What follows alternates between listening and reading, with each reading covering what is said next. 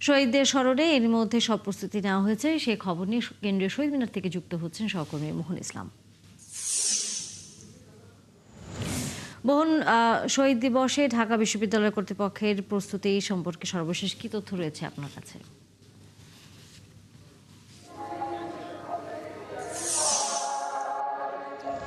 আর একটু পরে প্রথম প্রহরে আনুষ্ঠানিকতা শুরু করবে আন্তর্জাতিক মাতৃভাষা দিবস এবং শহীদ দিবস। আপনি জানেন যে 1952 সালের 21শে ফেব্রুয়ারির দিন, অর্থাৎ প্রথম প্রহর যখন শুরু হবে, সেই দিনটিতে বাংলা ভাষার জন্য কিন্তু এই দেশের অনেক মানুষ, রফিক জব্বার, ওনারা কিন্তু রক্ত দিয়েছিলেন, যার পরিপ্রেক্ষিতে ঊর্ধ্বরূপ যে আমাদের উপর চাপিয়ে দেওয়া ভাষা ছিল, সেটির বিপরীতে বাংলা ভাষাকেই আমাদের মাতৃভাষা হিসেবে মেনে নেওয়া হয়।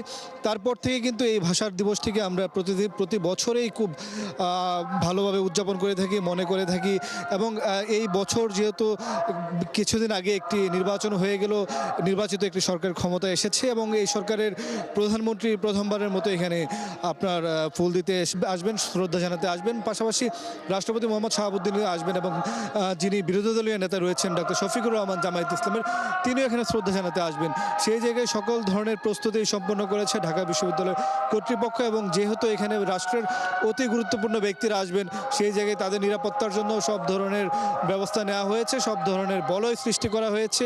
এখানে ডগ স্কোয়াড থেকে শুরু করে যারা নিরাপত্তার বিশেষায়িত দল রয়েছে, এসএসএফ, র্যাব, পুলিশ, গোয়েন্দা বাহিনী, তারা সব তল্লাশি করেছে, সব ধরনের ক্ষেত্র প্রস্তুত করা হয়েছে। একটু পরেই এখানে আসবেন প্রধানমন্ত্রী, রাষ্ট্রপতি সহ যারা নেতৃবৃন্দ রয়েছেন। ইতিমধ্যে যারা সরকারে রয়েছে, অর্থাৎ বিএনপির অনেক নেতাকর্মী বা নেতারাই কিন্তু এসেছেন। আমরা দেখেছি দলটির মহাসচিব, যিনি স্থানীয় সরকার ও সমবায় মন্ত্রী মির্জা ফখরুল ইসলাম আলমগীর, তিনি এসেছেন আপনার বিভিন্ন মন্ত্রীরা, আমিনুল হক থেকে শুরু করে আমরা বিভিন্ন দপ্তরে যারা দায়িত্বে রয়েছেন তারা এসেছেন। আমরা কথা বলেছি এর মধ্যে বিএনপি মহাসচিবের সাথে। তিনি বলছেন যে এই যে 21, এই 21-এর চেতনা হচ্ছে আমাদের আসলে একটি বৈষম্যহীন রাষ্ট্র গড়ার। সেই চেতনার জায়গা থেকে তারা চায় বাংলাদেশকে একটি আপনার বৈষম্যহীনভাবে গড়ে তোলার জন্য, এবং তারা যেহেতু দায়িত্ব পেয়েছে সেই জায়গায় তারা কাজ করবেন। এবং এই যেহেতু প্রধানমন্ত্রী তারেক রহমান একটি বাণী দিয়েছেন, সেই বাণীতে বলেছেন যে 21-এ এবং 1971 এবং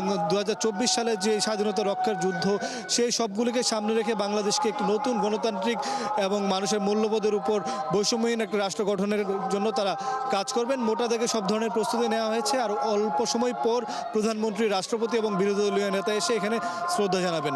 তানিয়া, ধন্যবাদ মোহন ইসলাম। নিশ্চয়ই আমরা ফিরবো তখন, সেই আনুষ্ঠানিকতা যখন শুরু হবে।